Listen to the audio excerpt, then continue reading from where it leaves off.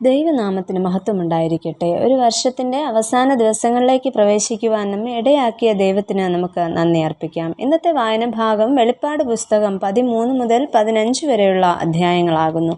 ഇന്നത്തെ ചിന്തയ്ക്കായി 2 തിമോഥെയോസ് 1 അധ്യായം 16 വാക്യം. പലപ്പോഴും എന്നെ തണുപ്പിച്ചവനായ ഒനേസിഫോരസിൻ്റെ കുടുംബത്തിന് കർത്താവ് കരുണ നൽകുമാറാകട്ടെ. അപ്പോസ്തലനായ വിശുദ്ധ പൗലോസിൻ്റെ സുവിശേഷ വേല കഷ്ടതയുടെ കനലുകൾ വീണ സഹന വഴികളിലൂടെയായിരുന്നു.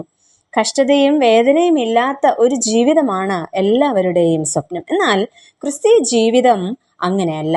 പ്രതിസന്ധികളുടെ നടുവിൽ പിന്നോക്കം പോകാനോ ഭയന്നോടാനോ ഇടയാകാതെ ധൈര്യത്തോടും സഹിഷ്ണുതയോടും അവയെ അതിജീവിക്കുവാനായിട്ട് കഴിയണം. ഇത്തരം സഹന വഴികളിലൂടെ പൗലോസ് അപ്പോസ്തലൻ സഞ്ചരിക്കുമ്പോൾ അദ്ദേഹത്തിന് സഹായകനായിരുന്ന വ്യക്തിയായിരുന്നു ഒനേസിഫോരസ്. ഈ പേരിൻ്റെ അർത്ഥം സഹായം കൊണ്ടുവരുന്നവൻ, ലാഭം വരുത്തുന്നവൻ എന്നൊക്കെയാണ്. 2 തിമോഥെയോസ് 1 അധ്യായത്തിലും 4 അധ്യായത്തിലും മാത്രമാണ് ഒനേസിഫോരസിനെ നമുക്ക് കാണുവാനായിട്ട് കഴിയുന്നത്. എന്നാൽ ഈ പ്രഭാതത്തിൽ ഒനേസിഫോരസിലെ ചില പ്രത്യേകതകൾ നമുക്ക് നോക്കാം. ഒന്നാമതായിട്ട്, ആത്മീയ ആശ്വാസമായി നിലകൊണ്ടവൻ. വിശുദ്ധ പൗലോസ് അപ്പോസ്തലൻ റോമിലെ കാരാഗൃഹത്തിലായിരിക്കുമ്പോഴും എഫെസോസിലും പൗലോസിനെ സന്ദർശിച്ച് ശുശ്രൂഷിച്ച വ്യക്തിയായിരുന്നു ഒനേസിഫോരോസ്. 2 തിമോഥെയോസ് 1 അധ്യായം 15 വാക്യം.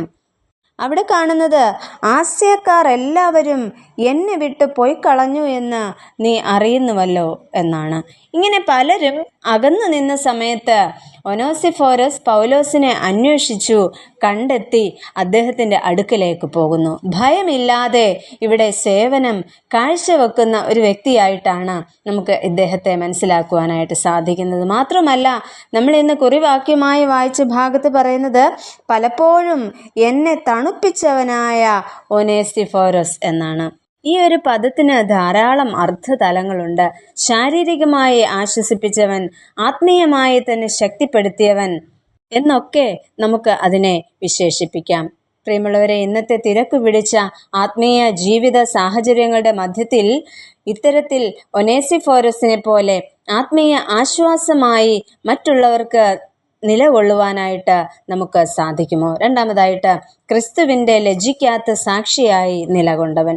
ക്രിസ്തുവിനെയും അവൻ്റെ ദാസന്മാരെയും കുറിച്ച് ലജ്ജിക്കാത്തവനായി ഒനേസിഫോരോസ് നിലകൊള്ളുന്നു എന്ന് നമുക്ക് മനസ്സിലാക്കുവാനായിട്ട് കഴിയുന്നു.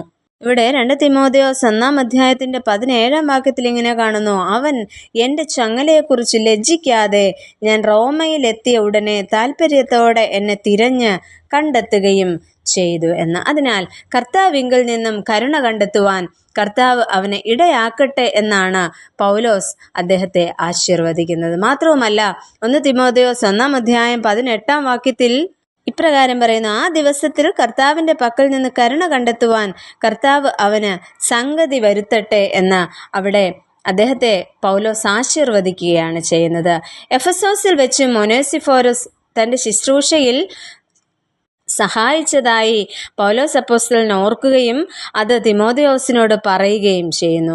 നാം മറ്റുള്ളവർക്കായി ചെയ്യുന്ന ചെറിയ സഹായവും വലിയ ആശ്വാസത്തിന് വഴിയൊരുക്കും. ഇത്തരത്തിൽ ഉന്മേഷം പകരുന്ന വലിയ ആത്മീയ ഫലം ഉളവാക്കുന്നതായിട്ട് നമുക്ക് കാണുവാനായിട്ട് സാധിക്കുന്നു. നാം ചെയ്യുന്ന ചെറുതോ വലുതോ ആയ സേവനങ്ങൾ മനുഷ്യർ മറന്നുപോയാലും അത് ദൈവം മറക്കുകയില്ല. ഒനേസിഫോരസിനെ പോലെ മറ്റുള്ളവർക്ക് ആശ്വാസമായി നിൽക്കുവാനും ക്രിസ്തുവിൻ്റെ ലജ്ജിക്കാത്ത സാക്ഷികളാകുവാനും ഇന്ന് നമുക്ക് കഴിയുമോ?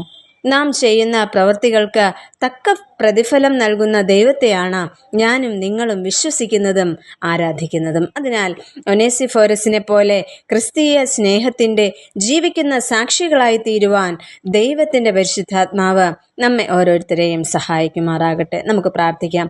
ദൈവമേ, സുവിശേഷത്തോടും സുവിശേഷ വേലയിലായിരിക്കുന്നവരോടും അതിലുപരിയായി ക്രിസ്തുവിനോടും വിശ്വസ്തരായിരിക്കാൻ ഞങ്ങളെ സഹായിക്കണമേ. ആമേൻ.